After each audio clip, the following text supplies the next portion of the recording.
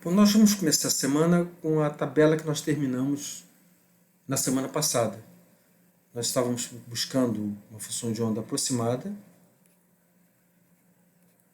para o átomo de hélio, já no referencial do centro de massa, que a gente já tinha descartado a parte do centro de massa, e a primeira coisa que nós fizemos foi desprezar integralmente a interação coulombiana entre os elétrons, e obtivemos uma energia de menos 4 unidades atômicas. Aqui está a energia experimental, e nós temos uma diferença muito grande entre esses dois valores. Quer dizer, um elétron está de fato vendo o outro. Depois nós consideramos a interação coulombiana entre os elétrons com teoria de perturbação de primeira ordem e já obtivemos um valor bem mais próximo do valor experimental.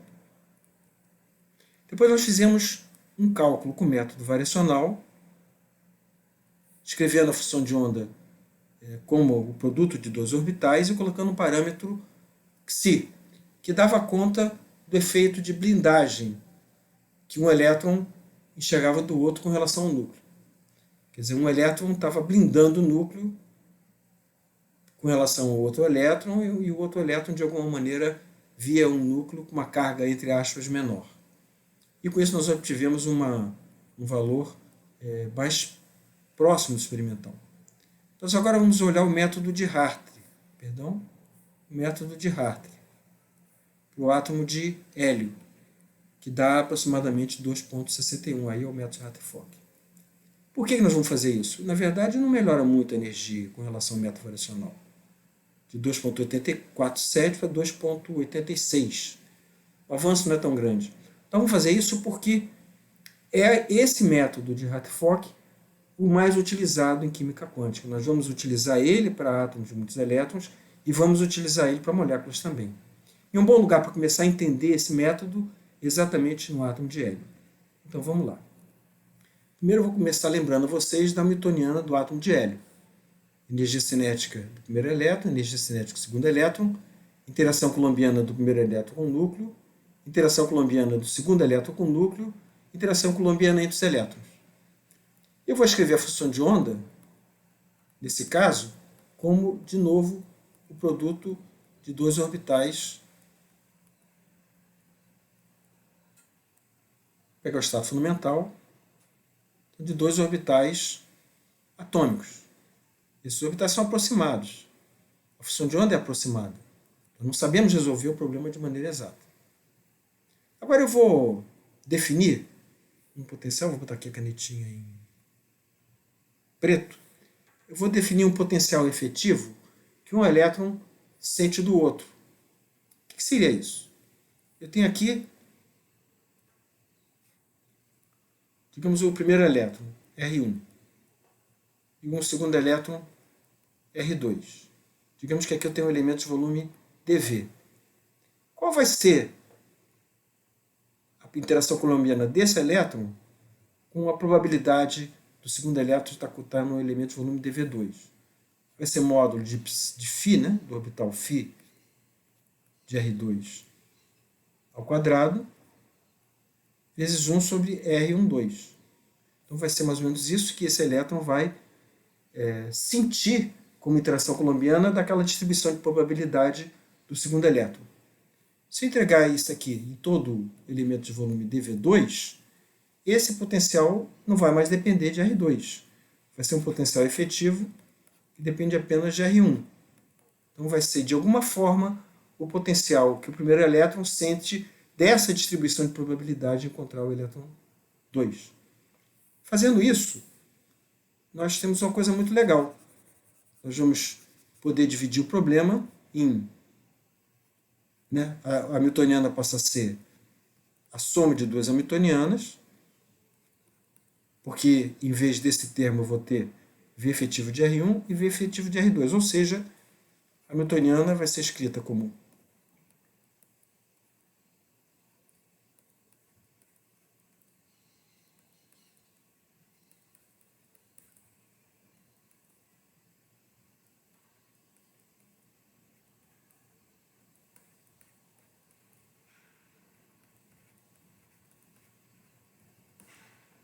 quer dizer, a hamiltoniana agora passa a ser escrita exatamente como eu falei, como uma soma. Se a hamiltoniana é uma soma de hamiltonianas, uma para cada coordenada, cada função vai ser autofunção de uma parte dessa hamiltoniana e a gente volta a separar o problema das 6 coordenadas dos 2 elétrons em 3 coordenadas autofunções do operador H1,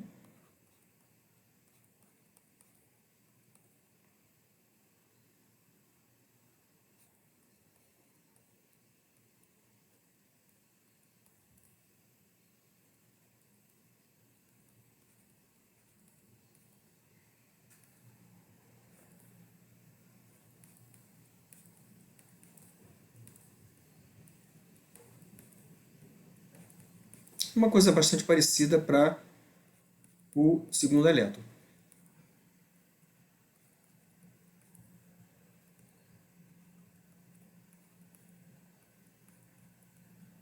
Beleza. É uma maneira interessante de resolver o problema. De separar o problema em 2 hamiltonianas. E com isso a gente pode resolver essas equações de uma maneira parecida, que a gente vai comentar mais à frente. Numericamente ou com expansão de orbitais atômicos. Bom, só tem um problema. Como é que eu vou obter esse potencial que depende apenas de R1? Se para obter ele eu preciso conhecer a função de onda do orbital, o orbital 1s de R2.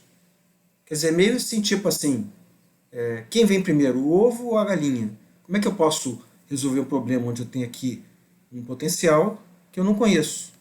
Porque eu não conheço a função de onda. E aí nós utilizamos o campo autoconsistente. A gente costuma falar em inglês self-consistent field. Como é que funciona isso? Primeiro, eu chuto um conjunto de orbitais. No caso, o orbital φ1s de R. Como é estado fundamental, os dois orbitais são iguais. Vou chamar esse aqui de orbital zero, que é um chute. Depois, eu obtenho o V efetivo, de ordem zero.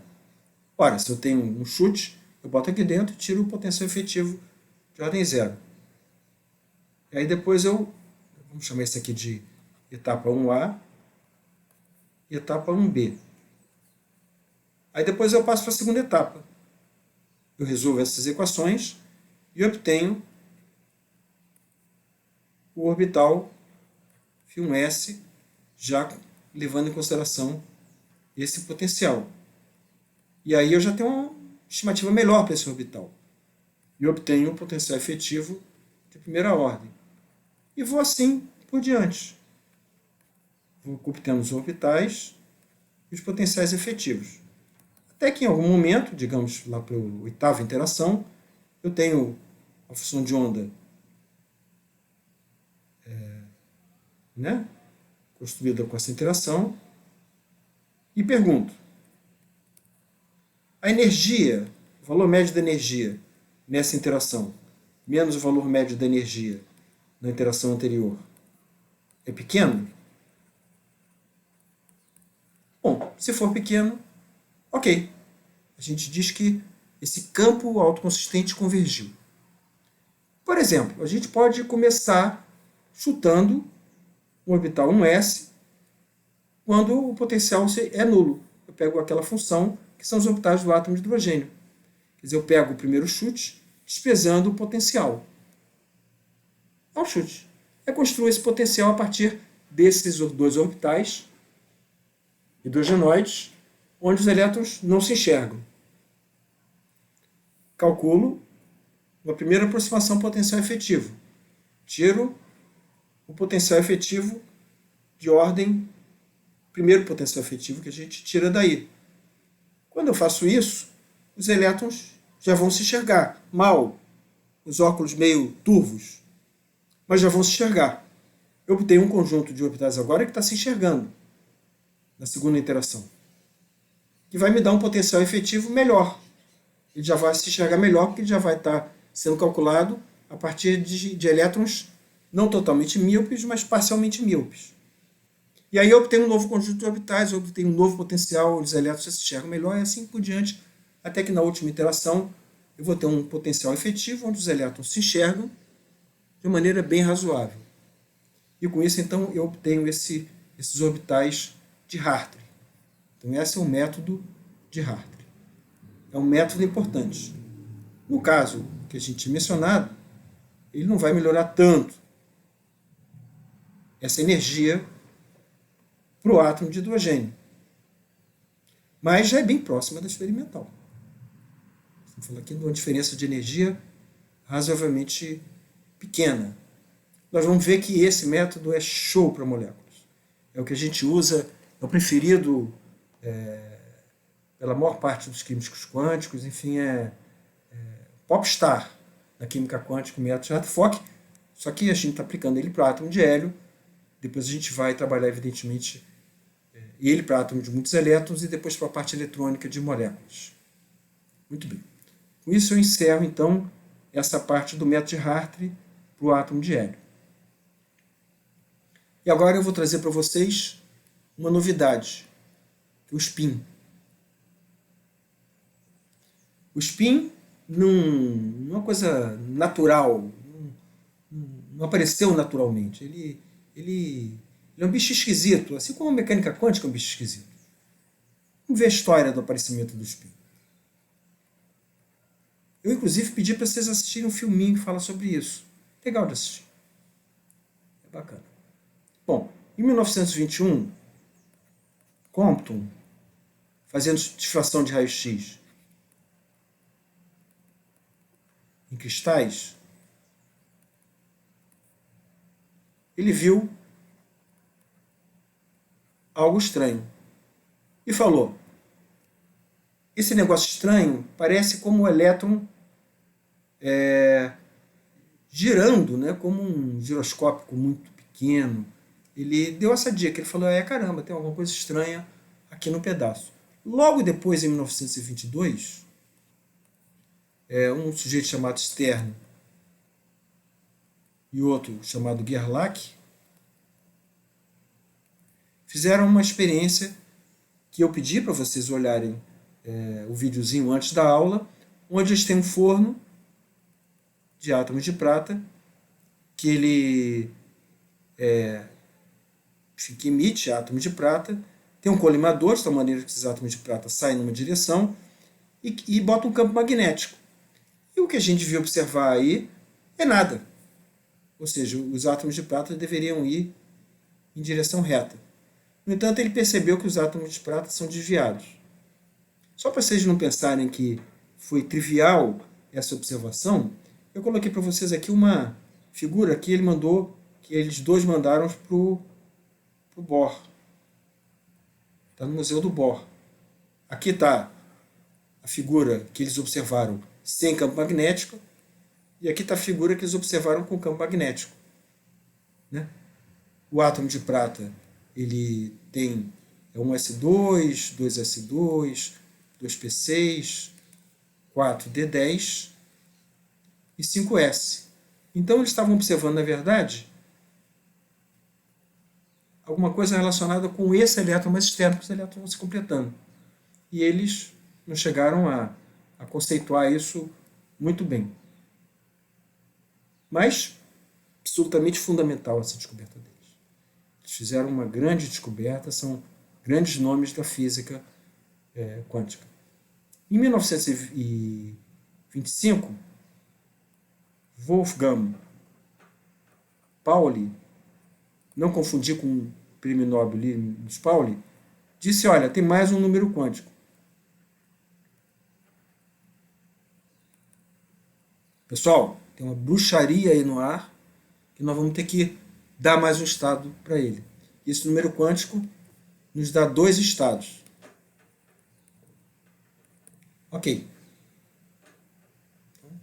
E em 1930 e poucos, não sei exatamente quando, não, perdão, em 1925 também, 2 alemães com nome complicado, George Uhlenbeck e Samuel Goldschmidt, até escrevi para não me confundir, eles fizeram uma coisa muito importante. Falou: tem comportamento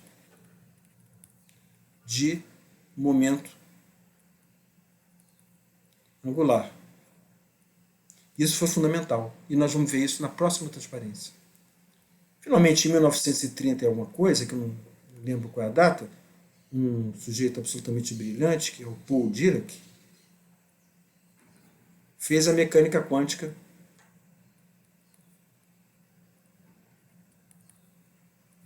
relativística.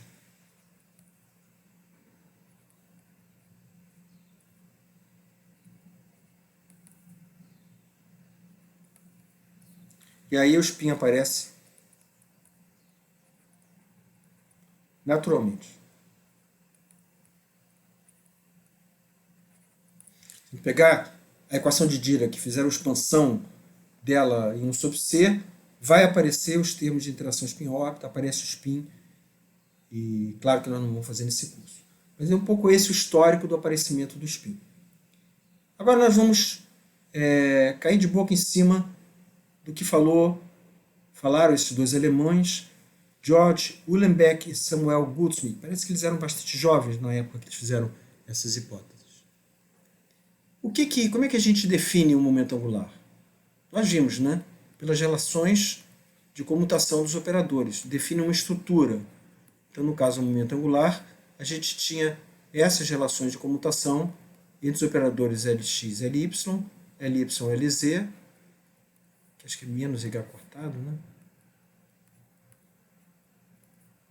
E Lz, Lx.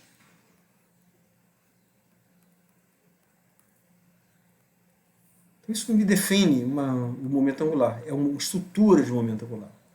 Verdade que a gente pode fazer toda a mecânica quântica a partir da estrutura de operadores. A gente não vai fazer isso, porque teria que trabalhar no espaço Hilbert, é um pouco complicado. Mas então eu vou definir o spin, componente x do spin, eu vou definir. O que eles mostraram é que a componente x do spin, y do spin, z do spin, tem a mesma relação, tem a mesma estrutura. Então o spin é um bicho que tem uma estrutura de momento angular.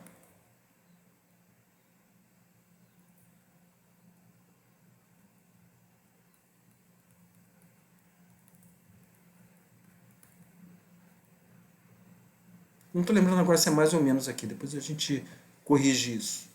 Deu branco agora. Aí nós vimos que o operador L2 aplicado às suas autofunções, dependem de L e de M, me dão L2, L, que multiplica L mais 1, H cortado ao quadrado, vezes o harmônico esférico. E Lz, aplicado a Y, Lm de θ e φ, que são os harmônicos esféricos, nós fizemos isso, dá M, H cortado, Y, Lm. Para o spin, vou ter uma autofunção, vou chamar essa autofunção de G de sigma, né? A variável de spin vou chamar de sigma. Vai ser a mesma coisa, eu vou ter S mais 1, H cortado ao quadrado, G de sigma. E Sz vezes a função de spin, que eu chamei de G, vai ser igual a M, H cortado, G de sigma. Ou seja, exatamente o mesmo comportamento. É um momento angular. E mais, eles descobriram que existem dois estados de spin. O S total é 1 meio, e o ms pode ser igual a mais ou menos 1 meio. Isso significa que, por isso a gente vai ter dois estados. O estado alfa, que a gente chama de spin up. Às vezes a gente bota um negocinho assim. O estado beta, dessa variável sigma, que a gente chama de spin down. Que a gente chama assim. Então, Sz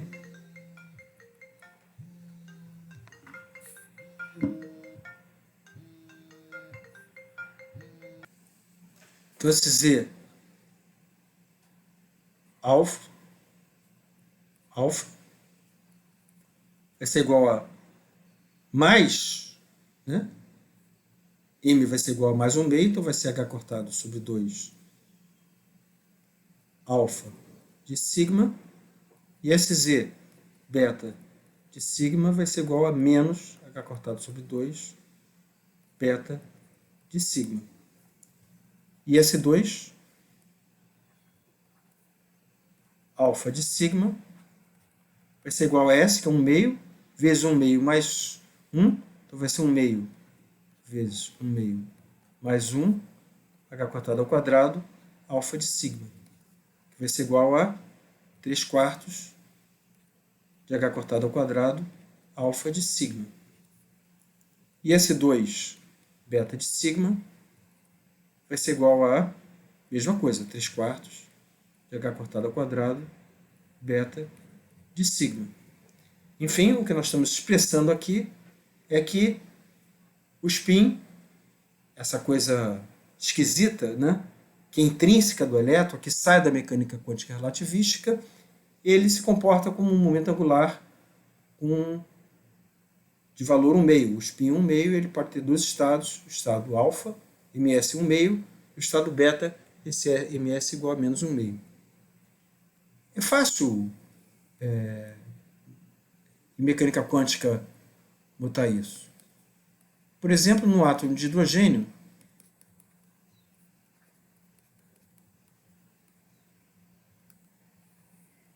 a gente vai escrever a função de onda agora não como sendo só de R, θ, φ, como a gente vai botar mais um parâmetro sigma.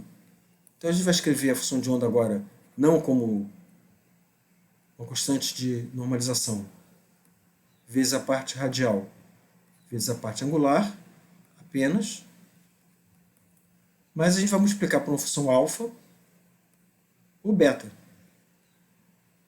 Dois estados. Então um estado virá dois estados. A gente está introduzindo mais uma coordenada. No caso da newtoniana não depender dessa coordenada de spin, que é o que a gente viu,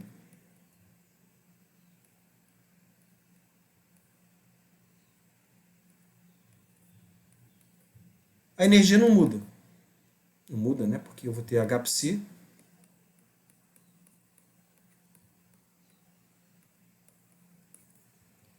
vai continuar sendo aplicada a mesma newtoniana. Não vai, a coordenada de spin vai passar por todo o processo. Então vai ser igual àquele menos z ao quadrado sobre n2, que a gente já tinha obtido em unidades atômicas, vezes a função de onda e a coordenada sigma. Não muda nada. Mas, se você aprofundar e tiver resolução experimental, existe um acoplamento spin-órbita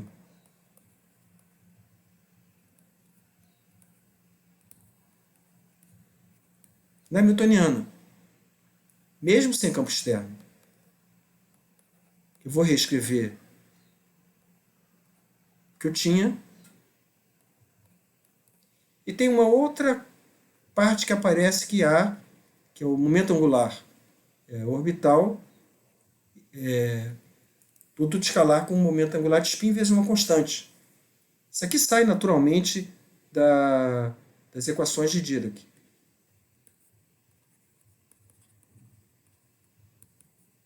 Ou seja, a newtoniana, na verdade, não é essa.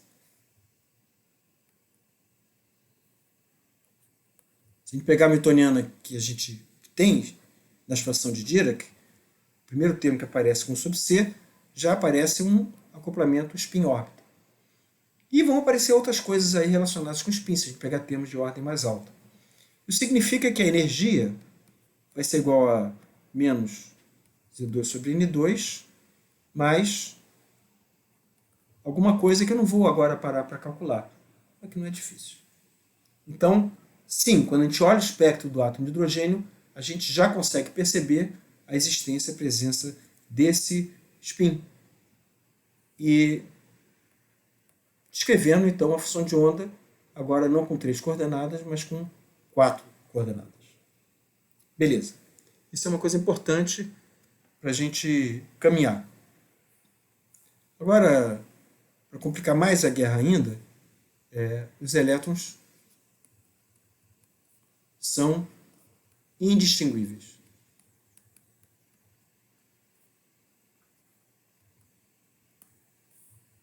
Isso vai ter consequência na mecânica quântica. Então, nesse período vieram duas coisas importantes. O spin, além da equação de Schrödinger, né, mas veio o spin, e veio o seguinte questionamento. Se a função de onda, o módulo ao quadrado da função de onda, não depende de como é que eu coloco a função de onda aqui dentro. Os elétrons são indistinguíveis. Isso significa que a função de onda de R1 e R2 ela tem que ser igual a mais ou menos a função de onda de R2 e R1, para que esse módulo ao quadrado tenha essa relação, para que os elétrons, se eu trocar essas coordenadas aqui, a probabilidade de encontrar partícula não mude. Se eu tiver agora uma função de onda de n coordenadas, R1, R2, Ri, Rj, Rn, digamos que eu tenho um átomo de muitos elétrons, o módulo ao quadrado dessa função tem que ser igual ao módulo ao quadrado da mesma função se eu trocar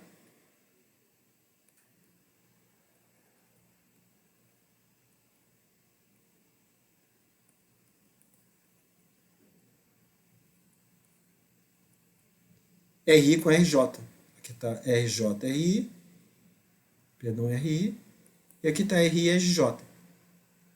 Isso quer dizer que a função, de novo, vai ser mais ou menos. Bom, isso é uma propriedade importante da natureza. Quando é mais, ou seja, quando eu troco duas partículas e a função de onda não muda de sinal, é uma classe de partículas que a gente chama de bósons. Por exemplo, fótons, algumas partículas elementares e quando isso acontece, as partículas podem ter o mesmo número quântico. A partícula 1, 2, etc., podem ter o mesmo número quântico. Eles obedecem à estatística de Bose-Einstein. Quando a gente fizer a estatística dessas partículas, eu não vou fazer a restrição de que eles não podem ter mesmo. Pode ter ou não pode não ter, mas pode ter. Já os férmions, que é com sinal menos, quando a função de onda for eu trocar as partículas e der o sinal menos, quando eu trocar a coordenada das partículas e a função de onda mudar de sinal, é o que a gente chama de férmions. Que são os elétrons, prótons, etc. E eles não podem ter o mesmo conjunto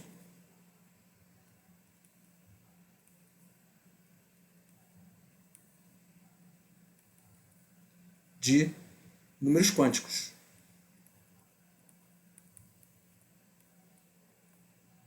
Isso é muito importante. Nos leva ao princípio de Pauli.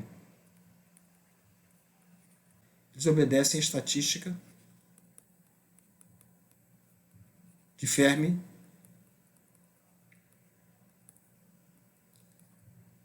Dirac. Então, ok? Nossos elétrons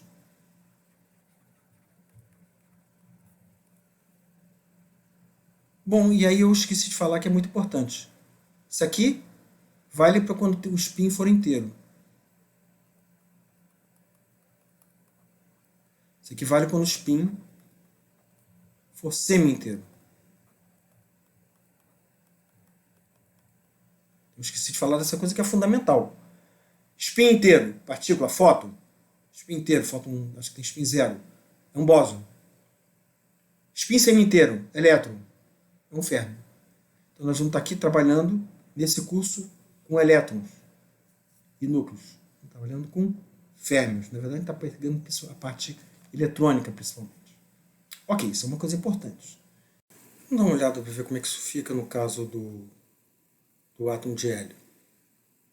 O estado fundamental do átomo de hélio. Vamos olhar o átomo de hélio, o estado 1s2. Vamos ver como é que fica a função de onda de R1, sigma 1, R2, sigma 2. Estou considerando agora as coordenadas de spin.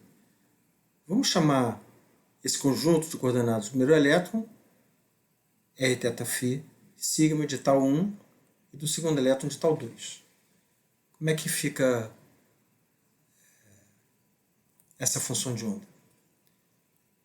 Bom, vamos, por hipótese, construir a função de onda 1s do elétron 1 como sendo R1, θ1, φ1, chamar isso aqui de R1 só, para não ficar carregando tanta notação, e sigma, como sendo, né, vamos chamar isso aqui de um orbital 1s, que depende de R1, vezes uma função alfa. E vamos colocar o segundo elétron no mesmo orbital, o mesmo número quântico. Vamos ver o que acontece se eu faço isso. Aqui é R2, do mesmo jeito, φ de R2 e alfa de R2. Quem vai ser a função de onda? Vai ser igual a φ1s de R1, φ1s de R2, alfa de 1, alfa de 2. Isso não pode. Não pode porque isso aqui seria igual a, quando eu trocar as coordenadas, a uma função que tem um maisinho aqui. Então, o princípio de Pauli nos diz, por esses motivos, é um pouco mais complicado deduzir isso, que, para deixar isso bem grande, para deixar isso claro para todo mundo, não pode. Não pode. Fora.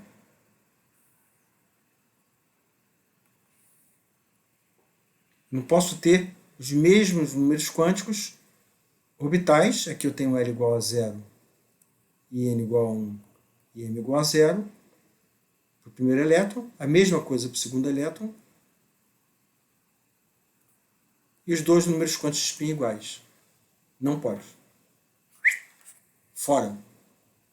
O que eu vou fazer é construir uma função de onda com o primeiro elétron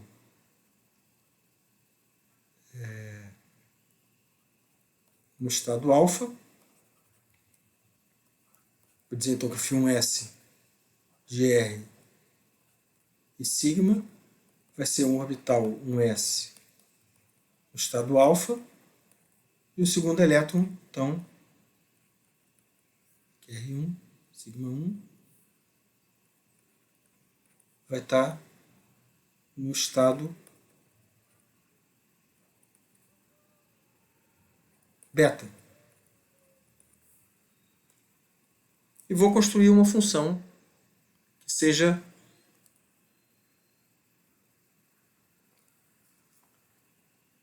antissimétrica com esses dois orbitais. Construir uma função que vai ser o singlet que vai carregar esse fato de que se trocar, né, aqui são as coordenadas de spin e eletrônicas, se trocar 1 por 2, eu mudo de sinal.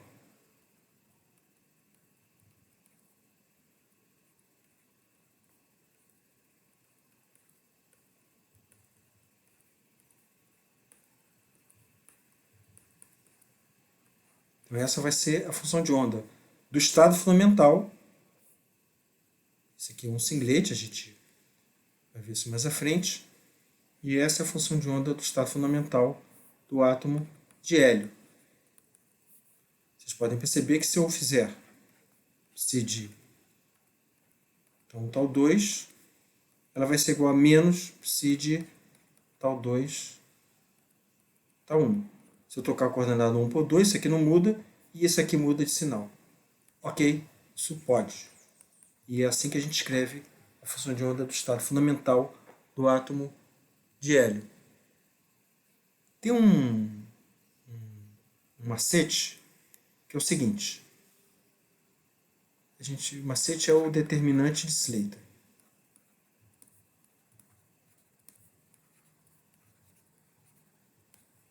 Se eu pegar, ainda para o átomo de hélio, se de tal 1, tal 2, escrever como um determinante de Slater, esse 1 sobre raiz de 2 aqui serve só para manter a função de onda normalizada, e colocar aqui a φ1s alfa de R1, alfa de 1. φ1s de R1, beta de 1. E aqui eu faço tudo da coordenada 2.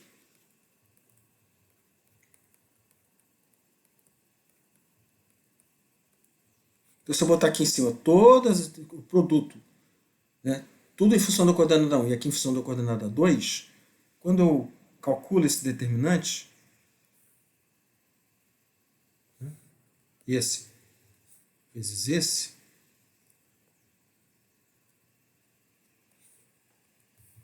eu tenho psi de tal 1, tal 2, igual a 1 sobre raiz de 2, φ1s de R1, alfa de 1, vezes φ1s de R2, beta de 2.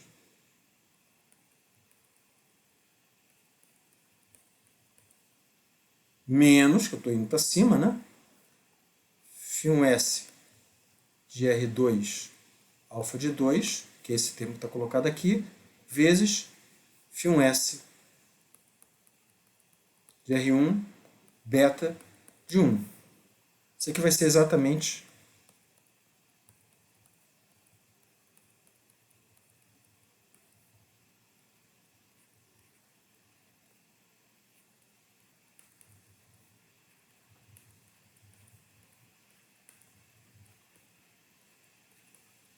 a função que nós determinamos, que nós escrevemos na vez passada, na transparência passada. Ou seja, a função de onda tal 1, tal 2, já sai naturalmente antissimétrica. É fácil ver isso, é só trocar. A gente troca uma coluna, uma linha no determinante, ele muda de sinal. Então, essa é uma maneira muito interessante de escrever funções antissimétricas como produto de orbitais atômicos ou moleculares. Uma outra coisa legal é o seguinte, se por acaso os números quânticos aqui forem iguais, eu vou ter duas linhas iguais. E aí o determinante é zero. Então o princípio de Pauli, que diz que não pode ter os mesmos números quânticos, já fica automaticamente satisfeito. Acho que vale a pena agora a gente olhar o átomo de lítio. Eu não quis. Só para a gente ver como é que escreve para o átomo de lítio esse determinante Slater. Eu tenho aqui φ1s, aqui está a função de onda do estado 1s2, 2s do átomo de lítio, são 3 elétrons, e eu aqui escrevo φ1s alfa de 1, φ1s de 1 beta de 1, φ2s alfa de 1. Então eu coloco nessa primeira linha todos os 3 estados, 1s spin up, 1s spin down, 2s spin up, tudo como função da coordenada 1. Aqui eu faço tudo igual como função da coordenada 2. E aqui eu faço tudo igual como função da coordenada 3. Agora eu faço aquela coisa do determinante que eu escrevi aqui, não quis reescrever para não tomar tempo demais dessa videoaula. Mas o que eu tenho que fazer? Eu tenho que pegar esse termo aqui, mais esse termo aqui, etc., menos. Aqui é mais, aqui é menos. Então eu vou ter alfa 1 é de 1, φ1s beta de 2, que é esse aqui. φ2s alfa de 3, que é o termo da diagonal. Depois, se a gente for fazendo isso, a gente vai ter todos os termos que estão colocados aqui. Só ir fazendo o determinante. Então, eu vou ter 1, 2, 3, 4, 5, 6. 1, 2, 3, 4, 5, 6 termos. E com isso, eu consigo fazer com que essa função de onda de 3 elétrons, cada elétron com 4 números quânticos, N, L, M, M, S, ela seja assimétrica, faça a troca, por exemplo, da coordenada 1 com 2, ou da coordenada... Desculpa, é mais. Se eu sair daqui para cá, eu tenho mais uma troca de sinal e fica igual ao anterior. Então, esse determinant stator é um bom macete para a gente escrever funções de onda, que são produtos de orbitais atômicos ou moleculares, que saem naturalmente antissimétricos, ou seja, satisfazem o princípio de Pauli, são férmions e são partículas indistinguíveis. Quando eu tenho um átomo de N elétrons, eu vou escrever aqui. Primeiro orbital, alfa. Segundo, que é o primeiro beta. Terceiro, o quarto. Então, na primeira linha, eu escrevo todos os orbitais que eu tenho. Um S-alfa, um S-beta, 2S-alfa, 2S-beta, 3P, 0-alfa, etc. Para a coordenada 1 sempre. Coordenada 1. Na segunda linha, eu faço a mesma coisa na coordenada 2. E com isso a gente consegue escrever uma função onde quando a gente troca, por exemplo, a coordenada 1 pela coordenada 2, ela troca automaticamente de sinal.